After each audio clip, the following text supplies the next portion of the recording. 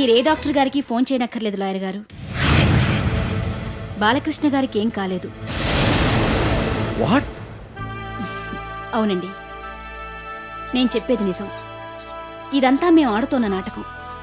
కొన్ని నిజాల్ని బయటికి రప్పించడానికి ఇదంతా చేస్తున్నాం. ఆయనకేం కాలేదు, మీరు కంగారు పడకండి.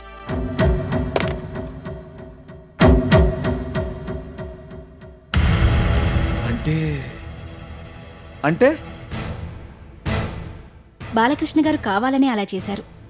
మీరు కూడా దయచేసి మాకు సహకరించాలి. మీరే డాక్టర్ గారిని పిలవనక్కర్లేదు. కాకపోతే డాక్టర్ గారు వచ్చి బాలకృష్ణ గారిని చూసినట్టుగా, ఇక లాభం లేదని చెప్పినట్టుగా మీరు మాట్లాడాలి. అవును, ఈ విషయం మీకు, నాకు, బాలకృష్ణ గారికి తప్ప ఇంకెవరికీ తెలియకూడదు. బాలకృష్ణ గారు చనిపోయారని అంతా అనుకోవాలి. ఇదంతా మేం కావాలని ఆడుతున్న నాటకం. మీరు దయచేసి సహకరించాలి. సడన్గా మీతో ఇలా మాట్లాడితే మీకేం అర్థం కాదు. మీ పరిస్థితిని నేను అర్థం చేసుకోగలను. మీకంతా వివరంగా చెప్తాను. ప్లీజ్ ఒక్క నిమిషం అలా కూర్చోండి. మేం ప్లాన్ చేసిన నాటకం గురించి చెప్తాను. అలాగే మీరు చేయాల్సిందేంటో కూడా చెప్తాను. ఇదంతా బాలకృష్ణ గారి ఇష్టప్రకారంగానే జరుగుతోంది.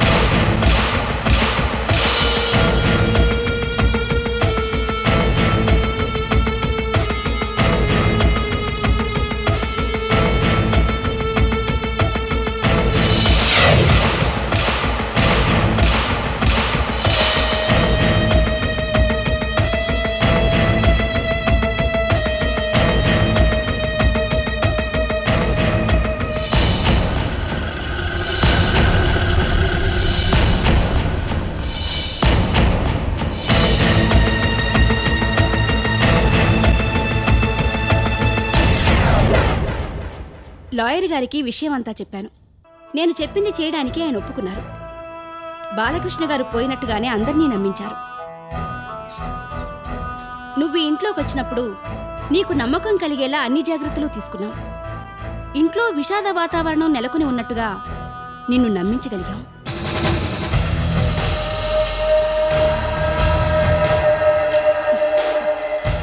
విషానికి విషమే విరుగుడన్నట్టు నీలాంటి వాళ్ళని దారిలోకి తేవాలంటే ఇలాంటి పనులు చేయక తప్పదు.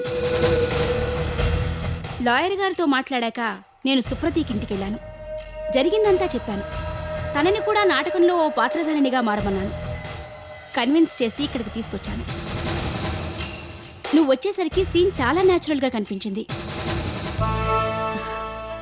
నాకు ఇవాళ చాలా సంతోషంగా ఉంది. సుప్రతీకని బాలకృష్ణ గారిని మళ్లీ కలపగలిగాను. నేను చేసిన తప్పుని సరిదిద్దుకున్నాను.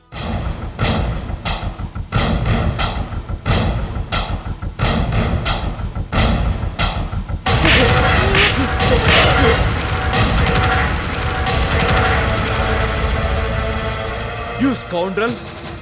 ఎంతకు తెగిస్తావా? మా ఇద్దరి జీవితాలతో ఇంత నీచంగా ఆటలాడుకుంటావా? ఏం చూసుకుని నీకెంత ధైర్యం? అసలు నీ గురించి నువ్వేమనుకుంటున్నావు? నిన్ను అసలు ఏం చేసినా పాపం లేదు. అతన్ని నాకు వదిలేయండి. ఆయన సంగతి నేను తేలుస్తాను. Anyway, I have got a very old account to settle with him.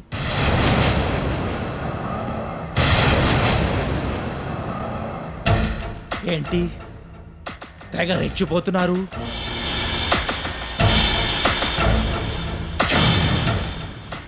మీ అమ్మ ఇంకా నా చేతుల్లోనే ఉందన్న విషయాన్ని మర్చిపోయావా?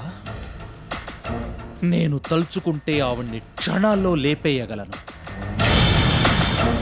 ఆ సంగతి మర్చిపోవద్దు. నువ్వసలు ఇక్కడి నుంచి బయటపడితే కదా ఆ పని చేయడానికి. మా అమ్మ ఎక్కడుందో చెప్పేదాకా నిన్నివాళ వదిలేది లేదు. నేను అడిగింది అరేంజ్ చేసావా? అఫ్ కోర్స్, ఎలా మర్చిపోతాను. లాయర్ గారు, నేను మీకు పని చెప్పాను, చేశారా? ఆ, ఆ.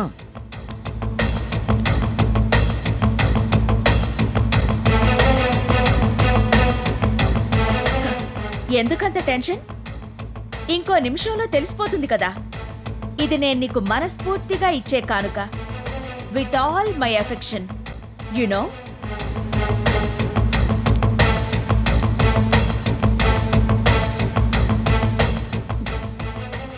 థ్యాంక్స్. ఇందులోనే ఉంది, వచ్చి తీసుకెళ్ళు.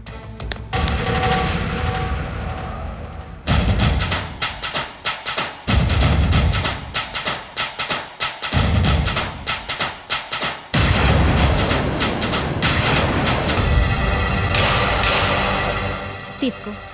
I'm doing this with great pleasure. Thank you.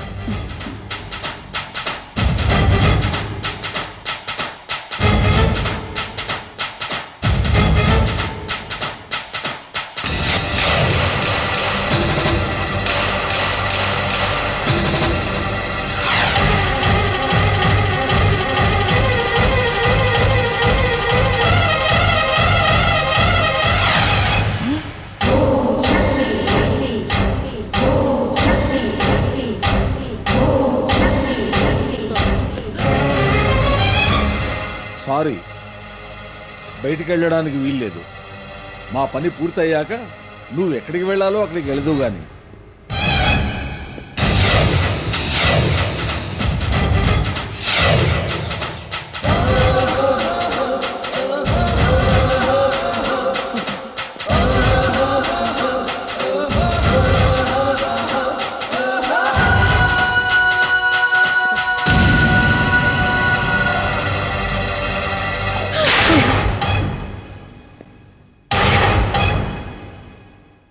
ఈ పని నేనెప్పుడో చేయాల్సింది. ఆ రోజే నువ్వు ఈ దెబ్బలు తినుంటే నీ వ్యవహారం ఇంత దూరం వచ్చేది కాదు. ఇంకెప్పుడు నువ్వు ఇలాంటి పాడు పనులు తలపెట్టకుండా నీకు జీవితాంతం గుర్తుండిపోయేలా తగిన శాస్తి చేస్తాను.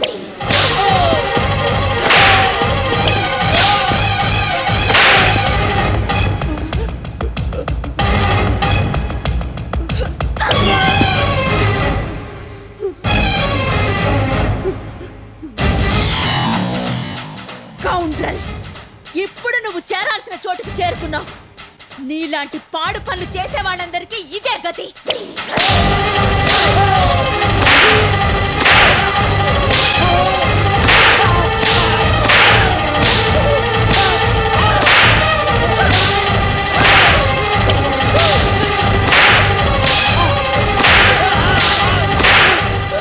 చెప్పు, మా అమ్మ ఎక్కడుందో ఇప్పటికైనా చెప్తావా, లేక ఇవాళ నా చేతుల్లో చేస్తావా?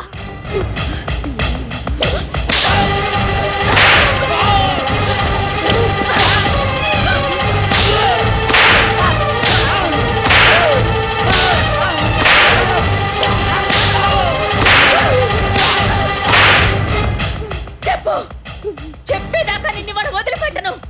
మా అమ్మ సంగతి తర్వాత, ముందు నీ ప్రాణాల గురించి ఆలోచించుకో. నువ్వు బతికి బయటపడాలంటే మా అమ్మ ఎక్కడుందో చెప్పి తీరాల్సిందే. నువ్వేం చేసినా మీ అమ్మ ఎక్కడుందో నేను చెప్పను. I will not give up so easily. Then you will have to give up your life.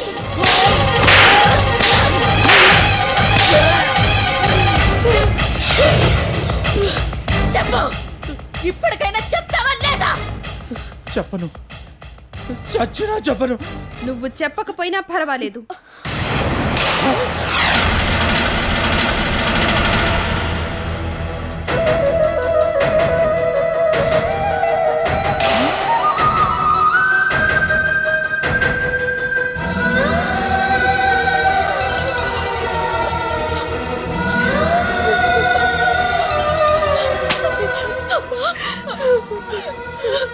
అమ్మా సుప్రతీక,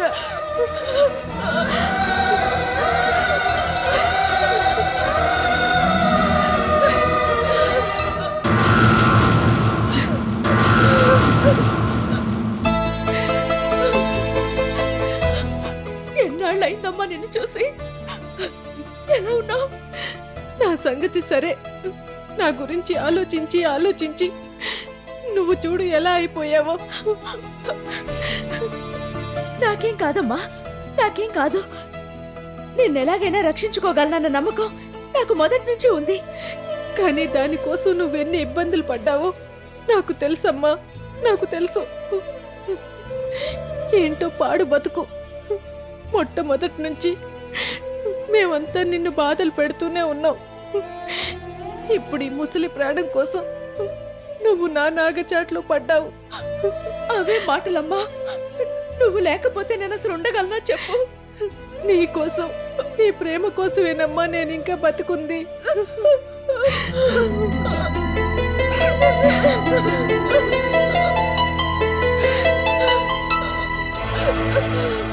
ఇవాళ సన్నుత గారు మా ఇంటికి వచ్చినప్పుడు నేనంతా చాటుగా విన్నాను. మోహన్తో ఆవిడ మాట్లాడిన మాటలు విని నా మనసు ఆవేశంతో రగిలిపోయింది.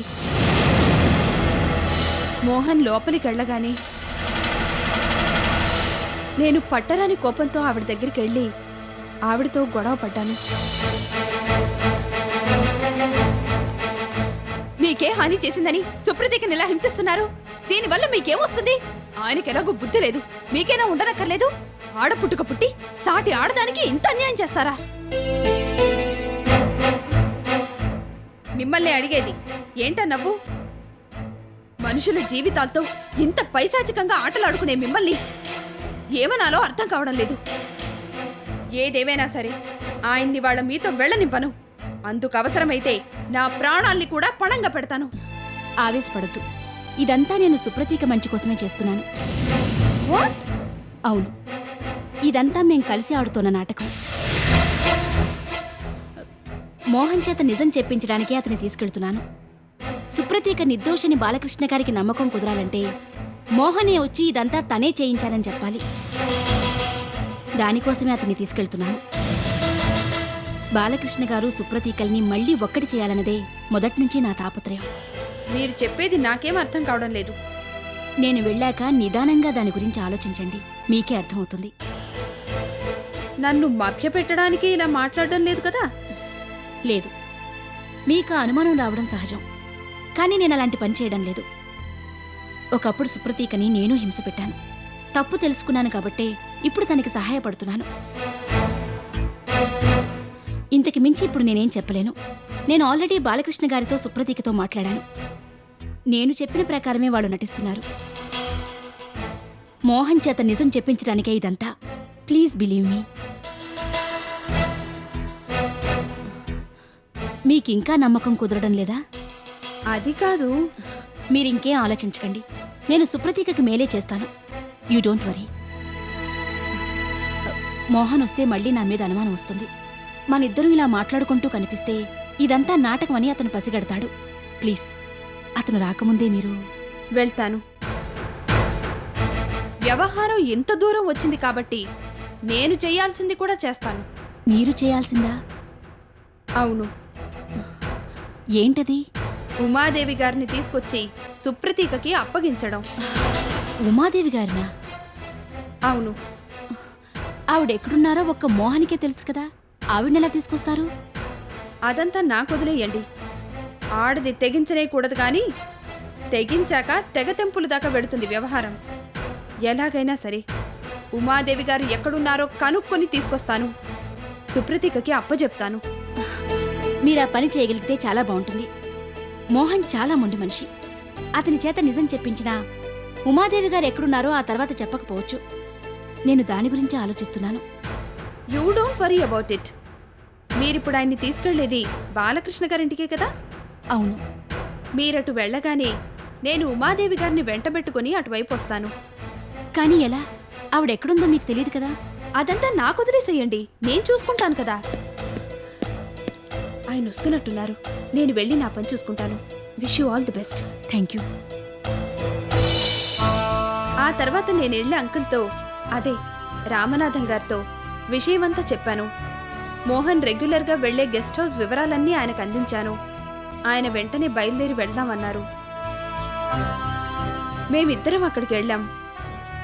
అక్కడుండే అసిస్టెంటుల్ని అంకుల్ బెదిరించారు.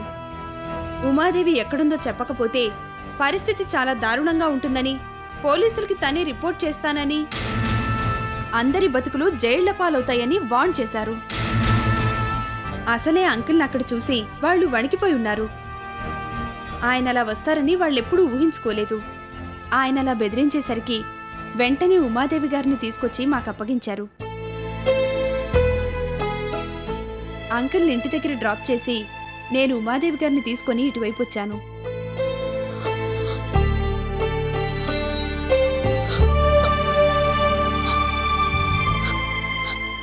నిజంగా నీ మేలు మర్చిపోలేను.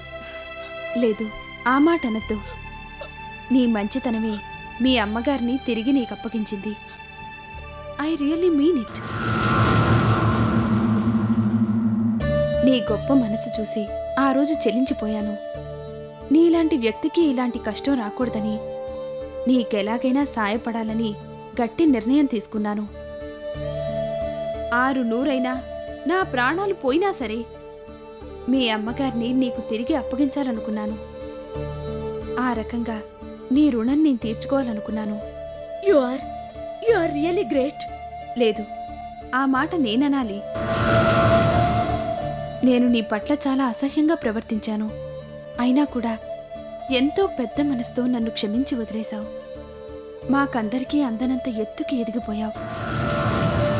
నీ గొప్పతనం ముందు నిజంగా మేమెంత రాక్షసి! నీకెంత ధైర్యం!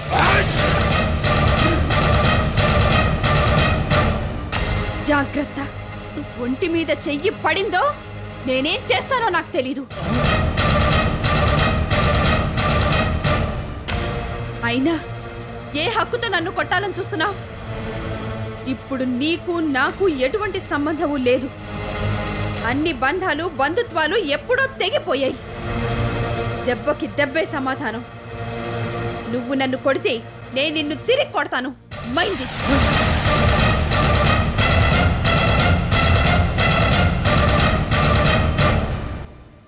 నీకు 1,00,000 సార్లు నచ్చజెప్పాను. నీ బుద్ధి మారలేదు. నీ పతనం ఖాయమని నాకప్పుడే అర్థమైంది. నీ భార్యగా ఆ ఇంటికొచ్చిన దగ్గర నుంచి నేను చిత్రహింసలకు గురయ్యాను. ఏ సుఖము సంతోషము లేదు. ఓ జంతువుకిచ్చేపాటి విలువ కూడా నాకివ్వడం మానేశావు. నువ్వేం చేసినా చెల్లుతుందని, నువ్వు తిట్టినా కొట్టినా నేను మౌనంగా సహిస్తానని భరిస్తానని నువ్వు ఊహించావు. అదే నీ పొరపాటు. సహనానికెప్పుడూ హద్దుంటుంది. ఆ గీత దాటాక ఎవరికెవరూ ఏమీ కారు.